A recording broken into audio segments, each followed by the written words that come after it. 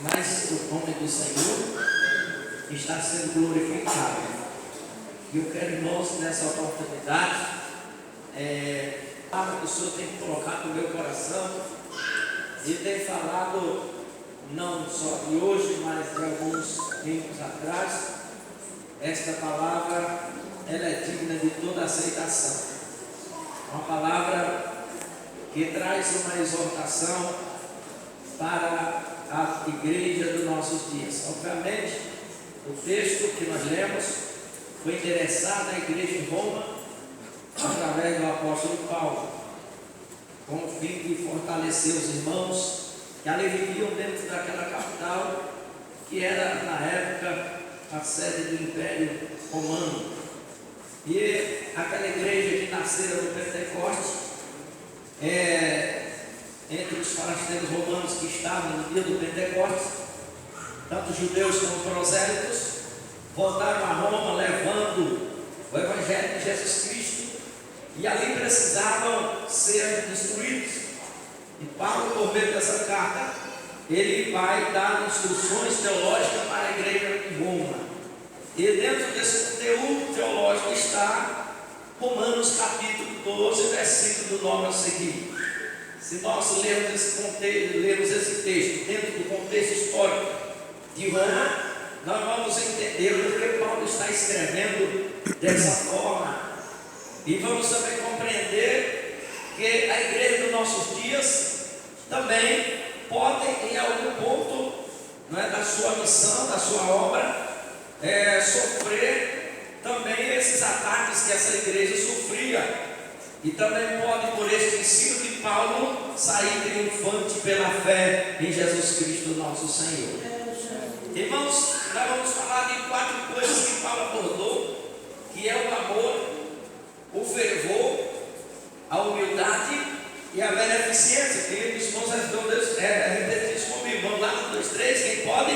O amor, o fervor, a humildade e a beneficência. 4 coisas que estão abordadas dentro desse pequeno texto que nós lemos nesta noite. Então vamos começar pelo amor. E quando fala-se de amor, Paulo começa no versículo 9 dizer que o amor não pode ser fingido.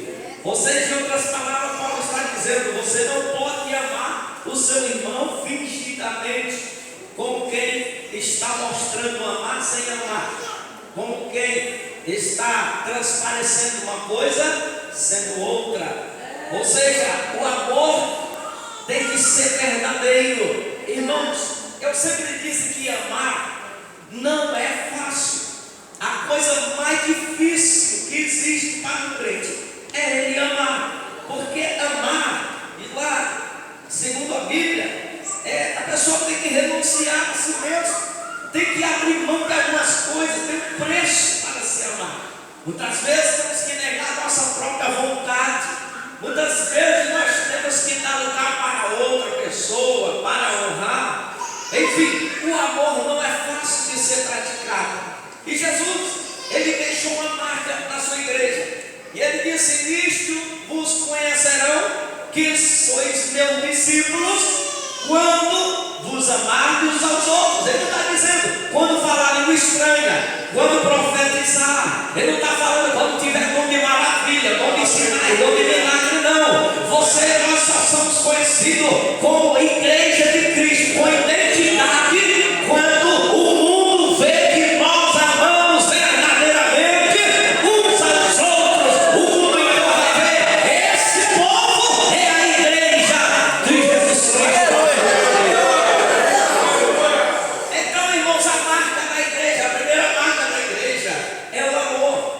E falar de amor dentro da capital romana, onde existia muita gente ambiciosa, lá era a sede do poder do Império Romano, era difícil, era uma dificuldade tremenda, até mesmo porque os judaizantes perseguiam a igreja romana. Eles eram acirrados perseguidores e eles tinham que lidar com os adversários. Não era fácil lidar com o adversário, lidar com inimigos, lidar com pessoas que não querem o nosso bem, que nos odeiam, que não querem ver o nosso sucesso espiritual.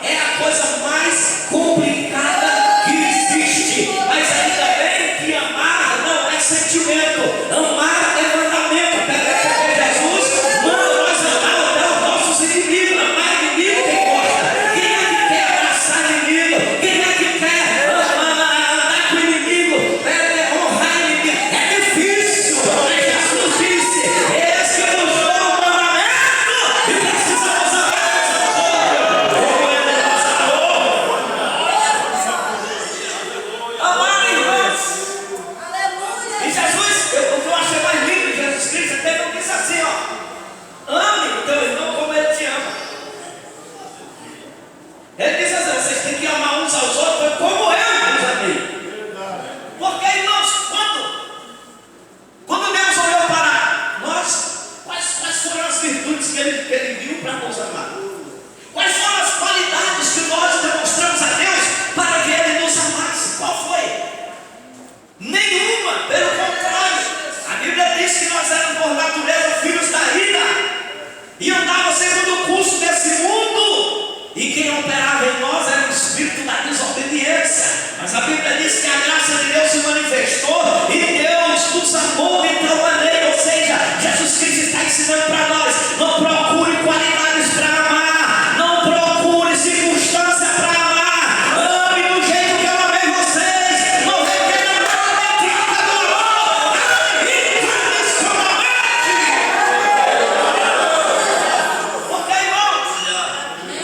Eu abraçar quem me abraça, isso é muito fácil.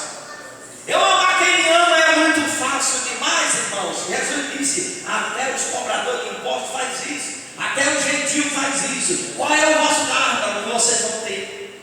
Qual é a recompensa que vocês vão ter diante de Deus se amarem somente aqueles que vos amam?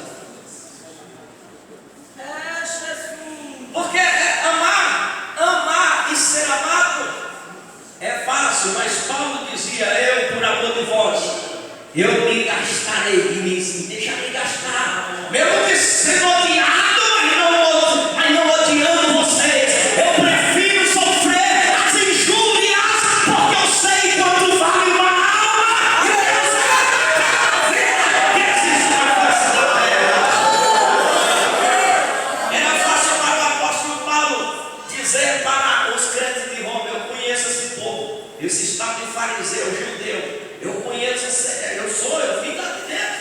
Eu sei como é que é esse povo aí. Então, sabe o que é que vocês fazem? Vocês pegam firme com ele, batem para cima, batem para cima. Não, ele não ensinou isso, não.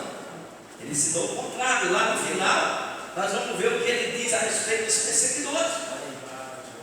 Então, o amor, lá em 1 Coríntios capítulo 3, que fala da supremacia, o amor é sofredor.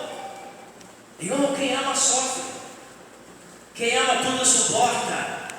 Quem ama padece. Mas para amar desse jeito aí eu não quero não. Mas não é esse negócio de querer. Mesmo sem querer, tem que amar. Mesmo sem querer.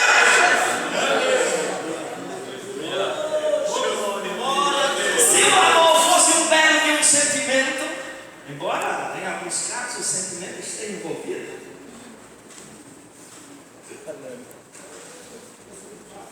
mas não em todos. É o mandamento. Eu vos dou esse novo mandamento: que vos ameis uns aos outros. Irmãos, e é para amar. Amar sem fingimento. Agora imagina, irmão, o crente fingindo. Irmão, como eu te amo! E dá aquele abraço de tamanduá.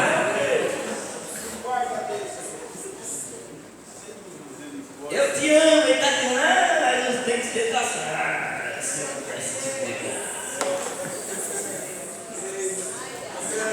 meu Deus! Sabe o que é? Assim, irmão. O amor não sai de fingir. Aborreça o mal, se apega ao bem. Ele vai dizer versículo 9: aborreça o que é mal. Se eu até uma coisa que nós que precisamos aprender, que é a doutrina pela fé. A fé, irmãos, ela não isenta das obras da lei do amor, a lei de Cristo, porque vem por meio da obediência. E nós precisamos aprender a detestar o que é mal, o que não presta, o que não edifica, o que não constrói, o que não levanta, o que não traz glória ao nome do Senhor. Temos que descartar, jogar fora. Nós precisamos aprender a ter um coração cheio de amor. Eu lhe dou exemplos dentro da Bíblia, na vida do Senhor Jesus Cristo, que os irmãos vão ver que Jesus Cristo nunca pagou o mal com o mal. Nós vemos a história de Judas no dia da traição. Judas vai até o sinédrio, vendo de Jesus, e vai se encontrar, porque ele vai com um grupo de soldados do templo para entregar, e o sinal que ele tinha dito para o soldado era esse: aquele que eu beijar é esse nome, vocês podem prender. E a Bíblia diz que quando Judas se aproximou de Jesus Cristo, era a hora de Jesus dar uma porretada em Judas. Era a hora de ele descarregar tudo que ele tinha. Seu traidor miserável, eu te pego agora, tu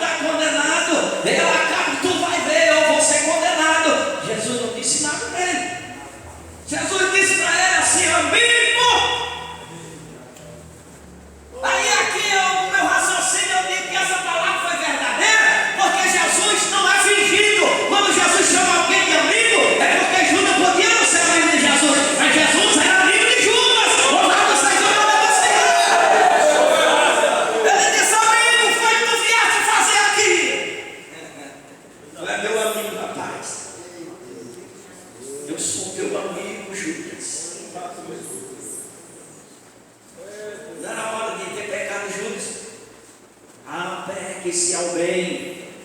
Alguém fez o mal para você? Não fique com essa sede de vingança, não.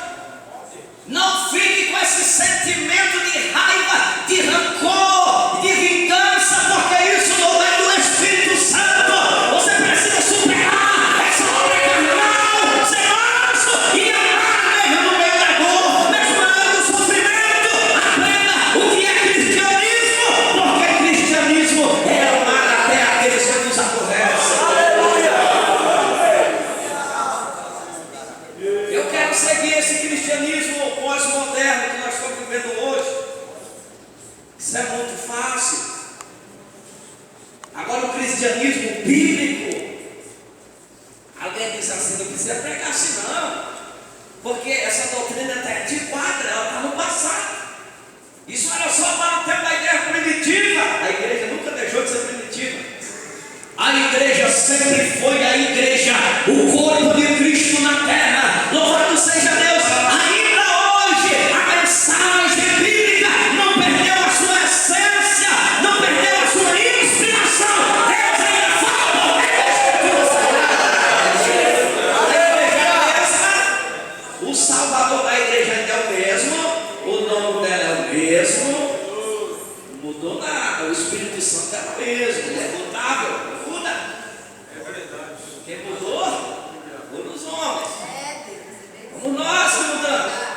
Porque nós queremos um evangelho que venha se adequar aos nossos caprichos. Ah, não. Ela que está zangada comigo, ela que quer pedir perdão. Quem foi que te ensinou isso? Onde tu tirou esse ensinamento, essa doutrina? Porque Jesus disse: se tu descobrir que alguém tem algo contra ti, não precisa tu ter algo contra ele, não. É só descobrir que ele tem contra ti. E você que tem que ir a ele. Peraí, opa, vamos acertar o que está acontecendo ali. Nós temos que ir para o céu. Nós temos que comprar as coisas em dia. Nós temos que chegar em paz no céu.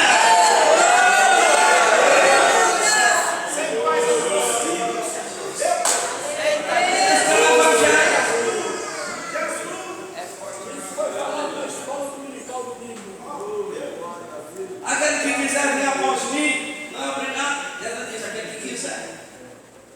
Mas se quiser, tem que renunciar a si mesmo e tomar a cruz da renúncia e seguir a cruz do sacrifício. Jesus. Então tem que aprender a se apegar ao bem, deixar o mal de lado. Isso não é fácil, não.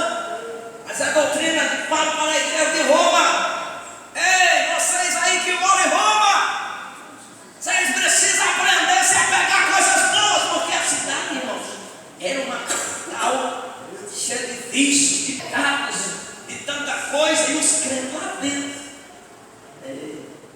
A igreja fica afundada.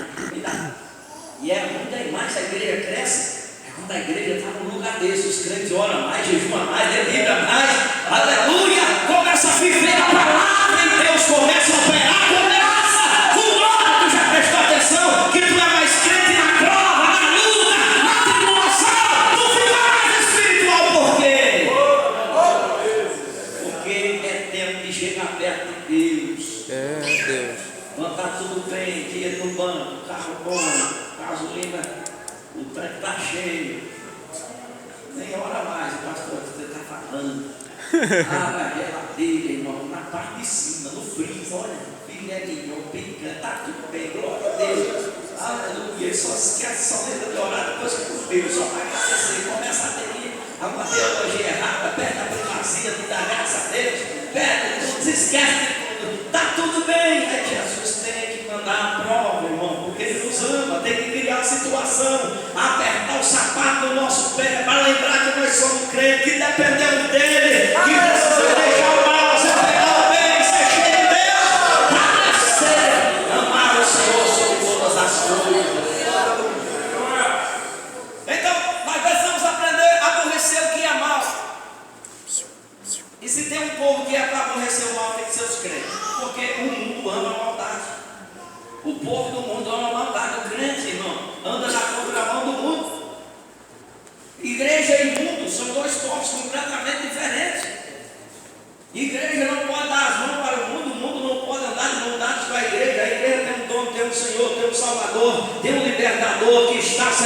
no trono de glória, à destra das alturas do Pai Celestial. O mundo vive perdido no meio da escuridão. A igreja tem dono, a igreja tem um alvo, a igreja tem uma missão. A igreja, ela não existe por acaso, ela tem os seus reais no reino de Deus. Por isso é que nós não podemos senão andar como o mundo anda. Nós temos que ser diferentes. Chegar no ônibus, às vezes alguém vai pisar com seu pé, você vai brigar. Chega na fila do banco, alguém passa na sua frente, você se irrita, fica irado. Pô, não é crente não. Em vez de glorificar a Deus, ainda tem que as obras não salvam, mas pelo menos glorifica a Deus. Jesus disse assim: e nisso verão as nossas boas obras e glorificarão o nosso Pai que está no céu. As boas obras glorificam a Deus. Mas tem muitos lugares, muitas horas, que as nossas obras não glorificam a Deus, não. Faz a escandalizar o nome de Jesus. Alguém diz: olha, rapaz, tu não é crente não, tu esqueceu que tu é crente, rapaz. A tua atitude não é de crente, você não tem paciência, você não tem tolerância, você não tem nada, rapaz.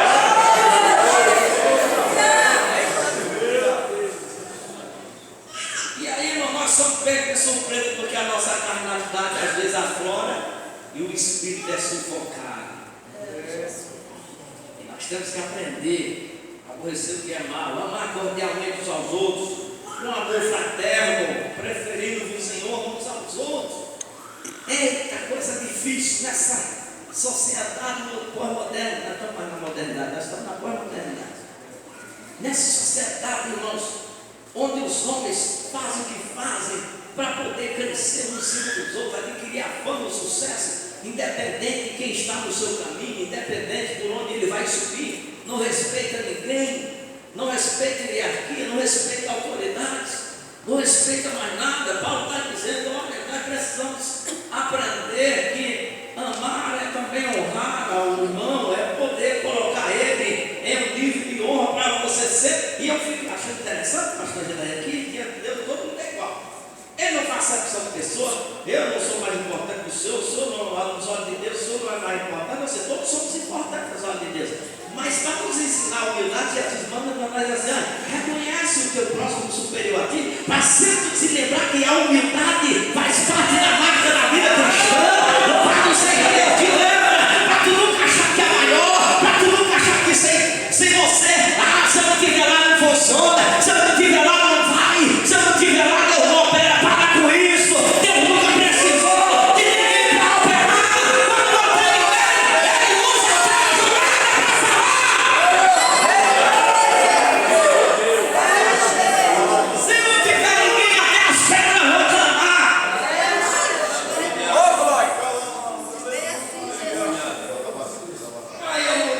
se eu não estiver lá, não vai. Se eu não estiver lá, aprenda a servir. Aprenda a honrar. Amar é valorizar. Amar custa dinheiro, amar custa muitas coisas. Amar é caro. Você lembra lá do samaritano que falando na vigília?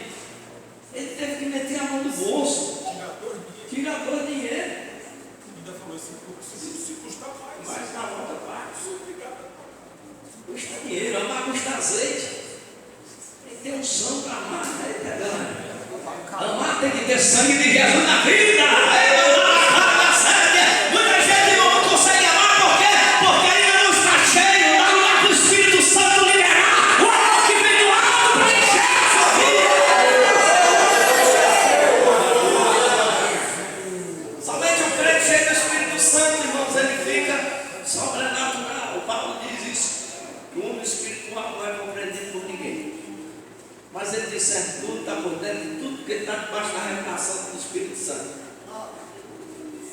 Então, aprender a amar uns aos outros é o amor. O amor de Deus é o amor incondicional. Deus não requer condições, não requereu e não requer condições para nos amar. A salvação de Deus nunca foi pelas obras da lei, porque Paulo diz: ninguém será justificado dentro de Deus pelas obras da lei. As obras que salvam são aquelas que Tiago diz, as obras que vêm da fé, as obras que vêm por meio da obediência à palavra de Deus. Essa obediência, essas obras da fé, elas salvam, porque são a lei moral de Deus ensinada na sua palavra. Nós estamos aqui nessa noite aprendendo que Deus nos ama e que nós devemos ser imitadores de Deus. Paulo diz isso claramente: como filho amado, temos que ser imitador. Se Deus é um Deus de amor, se Deus é amor em essência, então nós também temos que viver o amor. Não é fácil, não, porque vivemos um mundo caído, irmãos. É difícil dentro de nós ter uma natureza que de vez em quando ela quer florar, quer ensaiar, quer reviver, mas ela tem que estar mortificada pelo Espírito Santo de Deus. E para que essa natureza velha fique sempre sepultada em nome de Jesus. E viver o amor de Deus, que não é fácil. E então vamos partir para o fervor, porque o amor, acredito que você não vai entender. Vamos viver isso aqui. Eu sei que não é fácil. Uma certa vez eu tinha uma experiência com uma senhora de idade. Eu percebi quando eu olhava para ela, não ia muito com a minha cara. Eu percebia. Ela deixou transparecer aquilo que está no coração. Parece no rosto. O coração alegre, aformoseou. Mas o coração triste transparece. Não tem como esconder. Aparece na face, reflete. E eu percebi quando eu passava com aquela carinha assim, no rosto. Não sei. Aí eu disse: Jesus, eu tenho que usar um antídoto aqui. Me dá graça. Quando acabava o culto, sempre que acabava o culto, que eu via aquela. Eu corria para dela. Aí eu pegava na mão dela: Pai do Senhor, irmão. Vou falar o nome, não, né? E aí, não, né? E abraçava ela assim, chegava a cabeça dela no meu coração, em espírito de oração, e dizia: Senhor Jesus, dê-nos graça. Irmão, Deus encheu tanto o coração daquela mulher de amor por mim, pastor. O amor de Cristo, irmão. E quando eu fui mudar, Deus mostrou para ela uma visão. Foi para ela que Deus mostrou a minha mudança.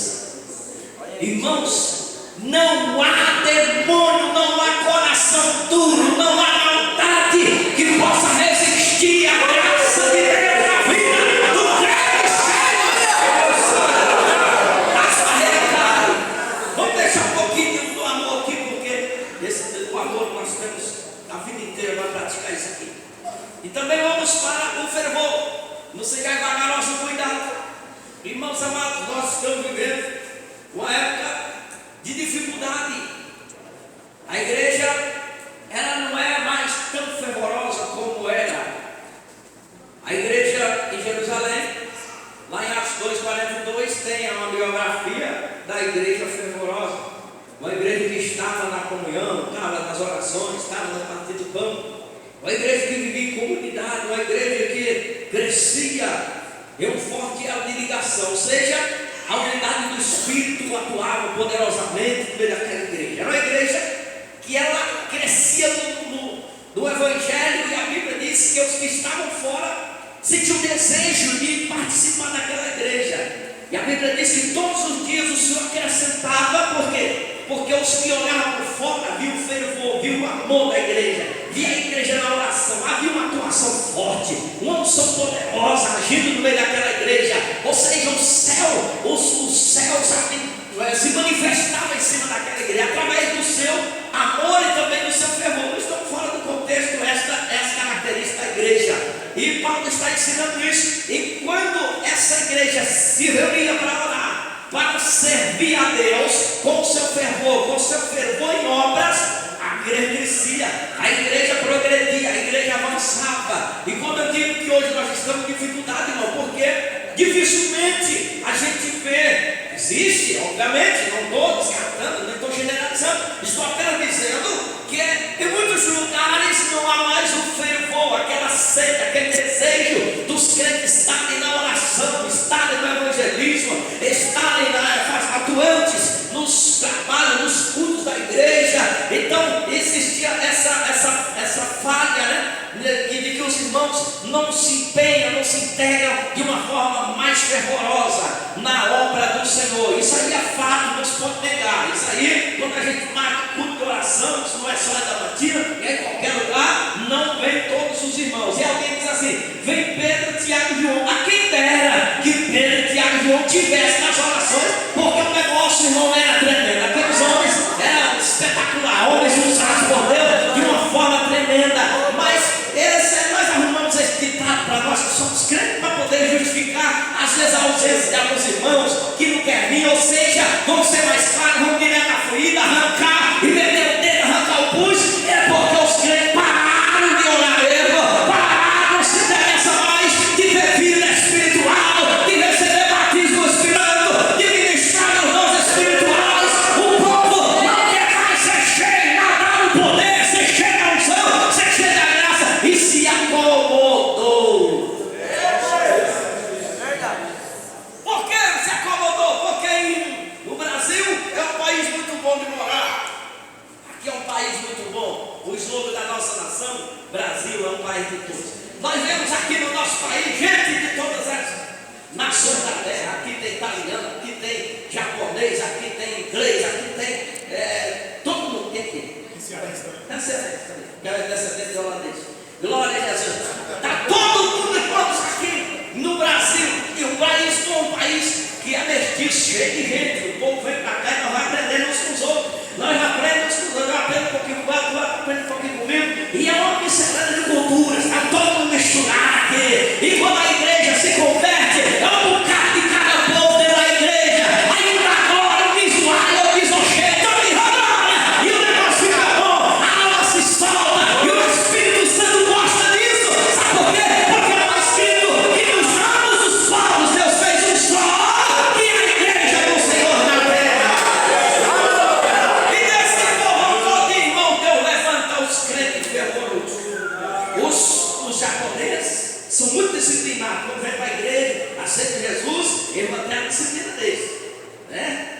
Os cearenses, os nordestinos, são um povo. Deixa eu falar. Jesus. Mas cada um Deus usa de um jeito. Cada um Deus usa de uma maneira. Então, nós devemos entender que a igreja precisa ser uma igreja que trabalha. Que cada crente precisa reconhecer o seu papel, a sua função dentro da igreja, do reino de Deus. Ninguém aqui foi chamado para ficar de braços cruzados. Ninguém aqui foi chamado porque só para enfeitar os bancos da igreja. Não, você tem um talento.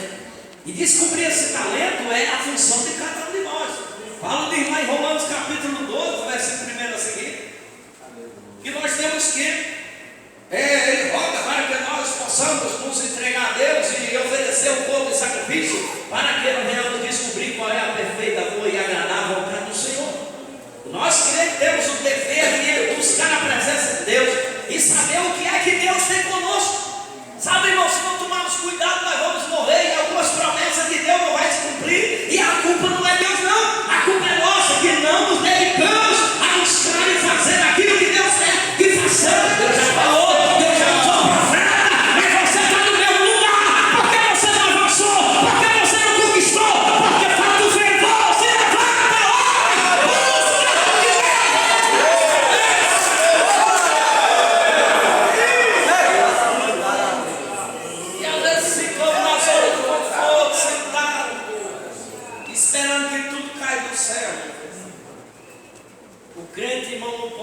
Esperando tudo cair do céu. Embora as bênçãos do Senhor venham até a igreja, mas o crente tem que ser fervoroso. Marcar a oração, ele precisa estar junto. Se tem um evangelista, ele precisa estar. Agora vem um culto pentecostal, fala ali no estranho, chora. Sapateia no mistério. Vai convida ele para a oração. Isso é fervor não? Isso não é fervor não, irmão. Falar língua estranha faz parte da vida fervorosa, mas não é fervor. Faz parte. Uma pessoa que é fervorosa não é porque ela chora.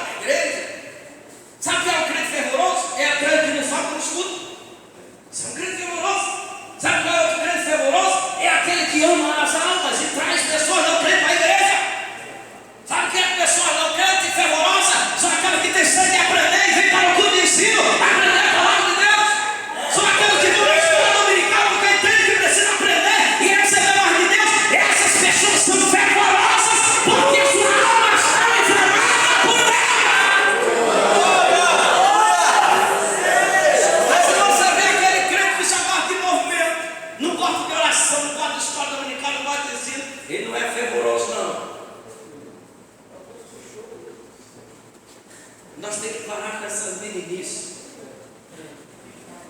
Porque Deus conhece o coração de cada um.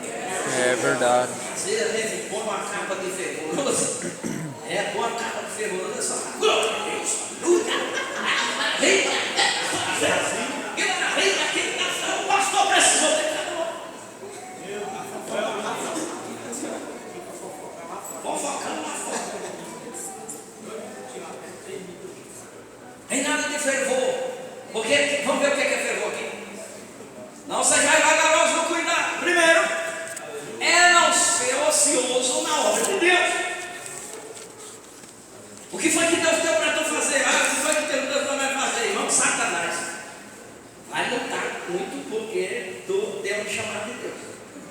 Então, aqui é o nosso desafio ficou maior. Quando a pessoa não é muito crente, tu vai lutar muito com ele, irmão. Por quê? Que diabo vai lutar com quem não quer nada, pastor? Satanás não vai lutar com quem não quer nada. Uma vez disse que o homem estava em cima do muro. Ele estava Deus do lado dizendo, rapaz, passa do lado de cá, vem, desce desse muro, eu quero te salvar, vem. E o diabo foi do lado, calado. Não dizia nada. Aí eu perguntou, Satanás, por que tu não fala para o rapaz pular o muro do teu lado, porque o muro também é teu? Eu preciso mandar ele pular o muro, não, porque o muro é meu, então eu quero. Se o muro tem que descer, irmão, tem que tomar atitude, tem que fazer alguma coisa, tem que chamar o treino para ser pregador. Então lê Bíblia, vem na escola, entra no curso de teologia, vai pro joelho, vai pro jejum, Deus vai te levantar. Deixa eu ser cantor. Vai falando. Ele olha para você.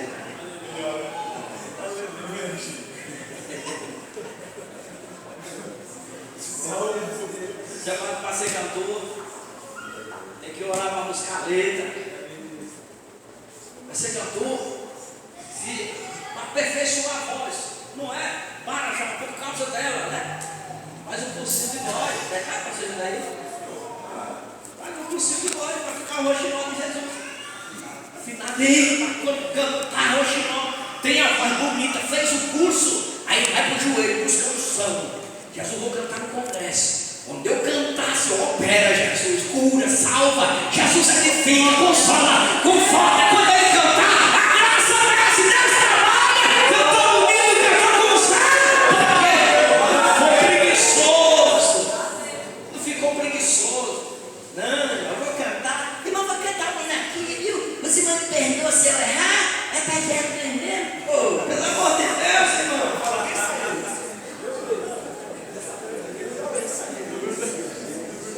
Jesus, ele recebe a adoração daqueles que não têm condições de fazer alguma coisa e não faz. Mas está escrito aqui que nós temos que ser vagarosos, tem que fazer alguma coisa, tem que descruzar o braço. Qual é a tua chamada? Qual é a tua vocação? Deus estabeleceu limites para que você possa superar, não é de parar não. Os limites de Deus é para levar você a subir degraus. Deus vai te dar um pouquinho de unção, vai ficar te olhando para ver o que tu vai fazer com ela. Se tu usar essa unção para glorificar Ele, para promover o reino, Ele vai te confiar mais, Ele vai te levantar, Ele vai te usar. Então faça alguma coisa, levante-se, quero minha palavra, porque Deus pode levantar qualquer um aqui e mandar para os quatro cantos dessa terra. Eu vi uma vez um pregador falando assim, ó, irmão, se um jogador de futebol com calção correndo atrás de um pedaço de bola cheio de água, um pedaço de couro cheio de água, faz multidões vibrar. Imagina um crente cheio do Espírito Santo. Imagina um crente cheio da presença de Deus. O que o mundo, o que pode acontecer com o mundo. Então você tem como.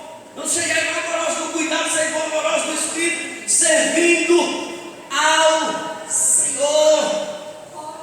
Sirva a Deus. Sirva, vou repetir, sirva a Deus. Tem pessoas que querem servir com aparência, como que fosse para os homens. O pastor não está me vendo, e que o pastor não precisa te ver não, quem tem que te ver é Jesus Cristo.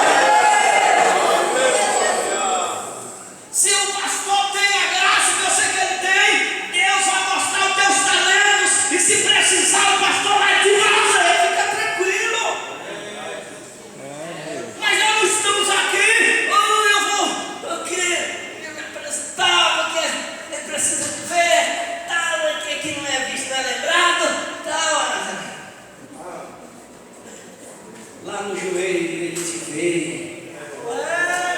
Nenhum herói se torna herói no ringue, não. Os heróis se tornam heróis no treino. O crente, ele vence as batalhas. Não é lá no campo, não. É dentro do seu quarto, é orando, é buscando a Deus, é se enchendo do Espírito Santo. Que Deus, o Espírito Santo, move a sua alma e faz dele um bravo lutador. Tem que ter fervor. Não vamos ficar acomodados, não. Porque Jesus vai voltar e aquela promessa que ele disse que ia fazer na nossa vida não vai se cumprir, não. Aí nós vamos chegar lá, Jesus! E aquele dia que o profeta falou? O profeta até falou mesmo, meu filho. Foi, falou. Mas o que foi que tu fez? Tu ficou embaraçado com aquele troço que ele não fala, não. Tu só queria aquilo, rapaz. Tu nunca deixou um tempinho para entrar no quarto orar.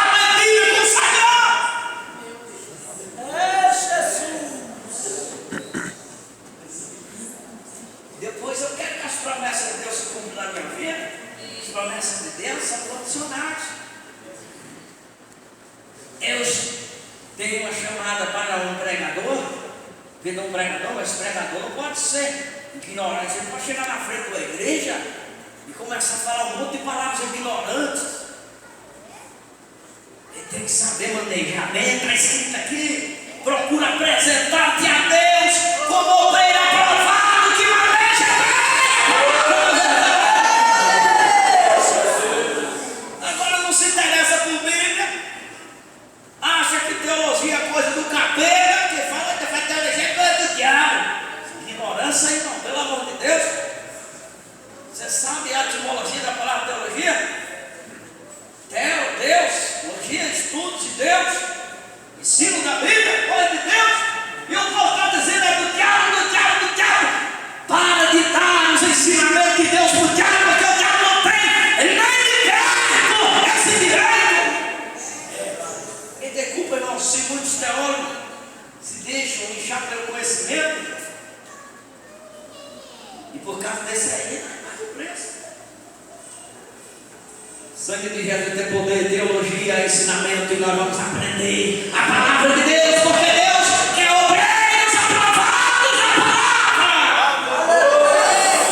Isso aí você está lendo a Bíblia, você está fazendo teologia. Se você estiver dando estudo, está fazendo teologia, porque teologia é a doutrina da palavra de Deus. Eu vou ficar falando, não sei quem foi que inventou isso. Tudo bem, deixa eu falar. Vamos ser fervoroso, arrumando desculpa para não ler a Bíblia. Estamos estudando naquela igreja lá, né? Vou falar. Congregação Cristã del Brasil. Vou falar aqui em espanhol. Irmão, eu vou pregar lá, viu? Mas eu não li Bíblia. O Espírito Santo vai me dar na hora. Quando chega aqui, abre naquela página branca entre o Antigo e o Novo Testamento. Está tudo branco, tá? Deus vai falar e abriu, está tudo em branco. Eu acho que Deus não quer falar nada hoje, porque saiu em branco aqui. Aí tem Bíblia, rapaz, vai estudar a Escritura, vai orar. Você acha que Deus vai colocar um homem no púlpito para ministrar a palavra para Deus não dizer nada? Deus tem uma responsabilidade com a igreja. E a Bíblia diz que a uns ele deu para pastores, outro ele deu para doutores, outro ele deu para mestres, ensinador da palavra. Foi Deus que levantou esse povo santo e abençoado na terra e na igreja dele. Glória a Deus. Você é fervoroso. Você é vagaroso, não. Essa palavra aqui, eu acredito que ela se concentra muito no ser relaxado, né? Nos levamos a estar relaxado. Porque, irmãos, se nós não tomarmos cuidado, nós relaxa mesmo, sim ou não? Relaxa. Relaxa na oração. Relaxa. Eu vou terminar essa palavra aqui, que fala do fervor. Não vou nem falar da humildade, não deu tempo. Mas vou falar, não ficou só no amor e no fervor. Nós temos que ser fervorosos mesmo. Tem que ser crente verdadeiro, crente que cultua a Deus. Tem crente, irmão? Não sei. Não sei se aqui tem. Exceto os que trabalham, irmão. Exceto os que trabalham, só podem vir na igreja na Santa Ceia. Mas tem um bocado de crente que só aparece na igreja no culto de Santa Ceia. E tem os domingueiros ainda, que ficam na semana. Aí ele quer ser abençoado, irmão. Olha, dá uma olhadinha na vida dele. Tu que é espiritual, meu filho. A Bíblia diz que o espiritual que sai tudo. Tu que é espiritual, dá uma olhadinha. Faz uma sondagem. Espírito Santo, passa aqui um colete santo aqui, porque eu vou fazer uma sondagem ali. Vai descobrir. Tu vai ver. E aí, é lamentável. A gente fala com tristeza na alma, não é para vingar, não é para apontar, não é para matar, não. A gente quer que os domingueiros sejam fervorosos, a gente quer que os mensaleiros também sejam fervorosos, a gente quer que eles se posicionem, porque o ensinamento é ser fervoroso, irmão. Quando tu estiver em casa, na hora de vir para o culto, aquele pensamentozinho lá que vem, não vai hoje não, tu já foi nessa passada, não vai hoje não, tu já foi quinta passada, não vai na escola não, toma cuidado, olha a cara do Satanás, cuidado, o crente, ele tem que vir na presença de Deus, ele tem que oferecer sacrifício na presença de Deus, e não ser desanimado. E agora eu vou contar uma alegoria para terminar. É uma alegoria, entenda bem. Diz que Satanás fez uma exposição e colocou várias ferramentas que ele usa contra a igreja. Lá ele colocou mentira, lá ele colocou engano, lá ele colocou fofoca. E todas essas armas que Satanás usava, colocaram exposta na exposição. E tinha uma que estava bem exposta num lugar bem destacado. E o nome daquela ferramenta era desânimo. E aí alguém chegou para Satanás e perguntou: escuta, Satanás, por que aquela ferramenta lá está num lugar tão de destaque? É quase que imperceptível entrar e não perceber. Ele diz: é porque aquela ali é a que mais faz sucesso. E é o desânimo. É o desânimo. Essa daí, com essa aí, eu faço muita gente perder a peleja. Irmão, é uma alegoria, mas que conta uma verdade moral.